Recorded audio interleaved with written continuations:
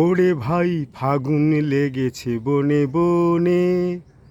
আবার মনে পড়ছে কি না, সেই ডালে ডালে পুঞ্জিত আম্রমুকুল, ফাল্গুনে বিকশিত কাঞ্চন ফুল। এই সমস্ত মনে হয় যে বসন্তকালের একটা বার্তা এনে দিয়েছে। আমার মনেও তাই বসন্ত ফুলের মেলা বসেছে। আমার এই বনে বনে নয়, আমার বাড়িতেই এই সব গাছ হয়েছে। এত ভালো লাগছে, আমি এই যে বন্ধুদের সঙ্গে না শেয়ার করে পারলাম না।